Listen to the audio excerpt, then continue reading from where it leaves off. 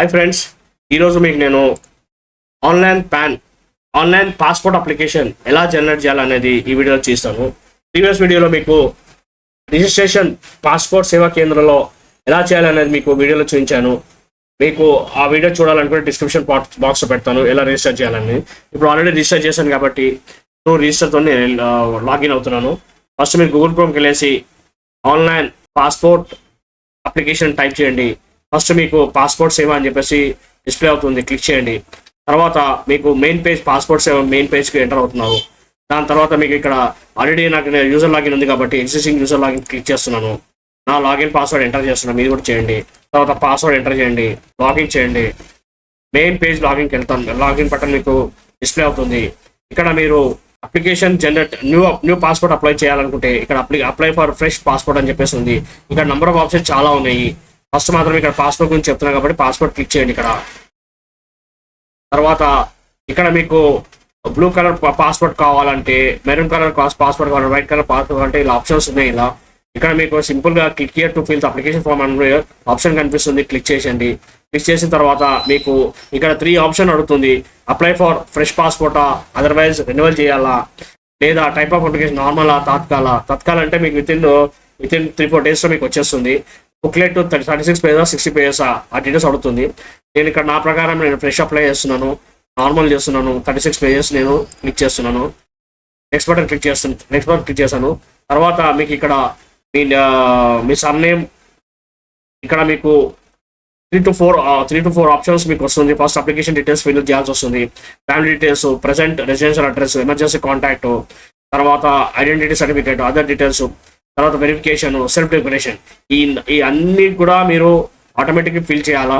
మీరు ఒక్కొక్కటి ఫిల్ చేయండి. నేను అప్లికేషన్ డీటెయిల్స్ ఫిల్ చేస్తున్నాను, మీరు కూడా చేయండి.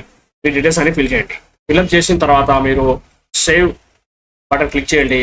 తర్వాత సేవ్ అయిపోయిన తర్వాత మీకు ఇలా application form has been save successful అని వస్తుంది. తర్వాత మీరు నెక్స్ట్ బటన్ క్లిక్ చేయండి. నెక్స్ట్ పేజ్ మీకు ఫ్యామిలీ డీటెయిల్స్ అడుగుతుంది. అందులో మీ father's name, mother's name details fill చేయండి.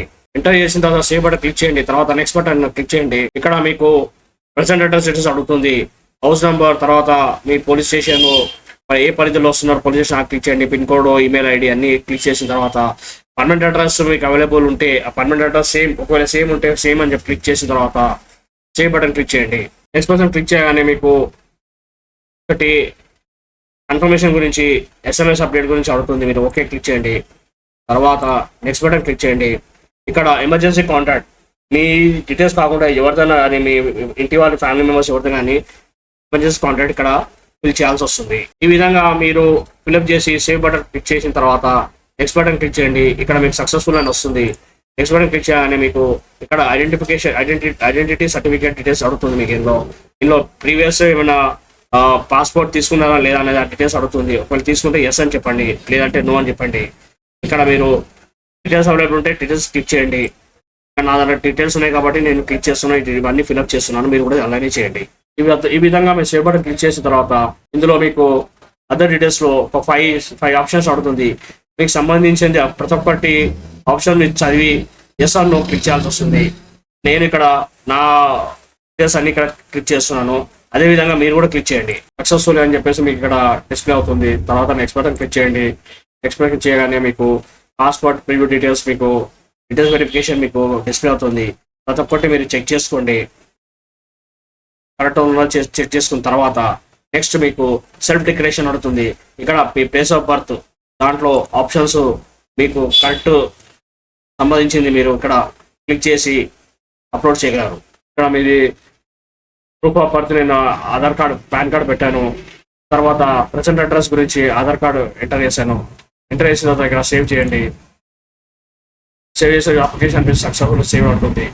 తర్వాత మీరు కంప్లీట్ ఇన్ఫర్మేషన్ చెక్ చేసుకున్న తర్వాత సబ్మిట్ ఫామ్ క్లిక్ చేయగలరు. ఒకవేళ మీరు సబ్మిట్ ఫామ్ ఇప్పుడు క్లిక్ చేస్తారనుకోండి, మీకు నెక్స్ట్ మీకు ఎడిట్ అనే ఆప్షన్ మీకు రాదు. అందువల్ల మీరు ఇక్కడ ఫస్ట్ ప్రివ్యూ అప్లికేషన్ చూసుకున్న తర్వాత సబ్మిట్ బటన్కి క్లిక్ చేయండి. మీరు కంప్లీట్ అప్లికేషన్ ఫామ్ వెరిఫై చేసిన తర్వాత కంప్లీట్లీ మీరు ఇక్కడ రైట్ సైడ్లో సబ్మిట్ ఫామ్ ఉంటుంది, క్లిక్ చేయండి. తర్వాత మీ పేమెంట్ అండ్ షెడ్యూల్కి ఆప్షన్కి నెక్స్ట్ పేజ్ డిస్ప్లే అవుతుంది. అది మీరు pay and schedule inform appointment click చేస్తే మీకు డైరెక్ట్ బ్యాంక్ నుంచి మీకు లింక్ అవుతుంది. ఇక్కడ మీకు మీ పే డీటెయిల్స్, మీ ఇన్ఫర్మేషన్, అప్లికేషన్ నంబరు, తర్వాత మీ పేరు, డేట్ ఆఫ్ బర్త్ ఇవన్నీ డిస్ప్లే అయిన తర్వాత నెక్స్ట్ బటన్ క్లిక్ చేయండి. క్లిక్ చేస్తే మీకు అపాయింట్మెంట్, షెడ్యూల్ అపాయింట్మెంట్ ఇక్కడ వస్తుంది. ఇక్కడ నంబర్ ఆఫ్ ఆప్షన్ ఉంటుంది. నేను ఇక్కడ బేగంపేట ఏరియా ఉంటుంది కాబట్టి అక్కడ ఆ ఏరియాలో సెలెక్ట్ చేసుకున్నాను. తర్వాత ఓటీపీ క్యాప్చర్ కోడ్ ఎంటర్ చేయండి. నెక్స్ట్ క్లిక్ చేసిన తర్వాత మీకు డేట్ అనేది ఇక్కడ సెలెక్ట్ చేసుకోవాల్సి వస్తుంది. నేను 19th నాకు ఇక్కడ అవైలబుల్ ఉంది. ఈ రెడ్ మార్కులు అన్ని ఆల్రెడీ అపాయింట్మెంట్ అయిపోయిన డేట్స్ ఇవి. 17 నుంచి 23rd వరకు మీకు అపాయింట్మెంట్ అవైలబుల్ ఉంది. నేను 19th సెలెక్ట్ చేసుకున్నాను. తర్వాత పే అండ్ బుక్ అపాయింట్మెంట్ అని చెప్పేసి క్లిక్ చేస్తే మీకు ఇక్కడ కాషన్ ఒకటి డిస్ప్లే అవుతుంది. ఓకే అని చెప్పి ఓకే అండర్స్టాండ్ అని చెప్పి క్లిక్ చేసిన తర్వాత మీకు ఇక్కడ బ్యాంక్ డీటెయిల్స్ ఆటోమేటిక్ క్లియర్ అవుతుంది, డిస్ప్లే అవుతుంది. అందులో మీకు నెంబర్ ఆఫ్ ఆప్షన్ ఉంటుంది. నెట్ బ్యాంకింగ్ కానీ, క్రెడిట్ కార్డ్ కానీ, యూపీఐ త్రూ కానీ మీరు పే చేయొచ్చు. ఇక్కడ నేను డైరెక్ట్ యూపీఐతో ఈజీగా అవుతుంది కాబట్టి యూపీఐ ఇక్కడ క్లిక్ చేశాను. తర్వాత ఇక్కడ మీకు రెండు ఆప్షన్ ఉంటుంది.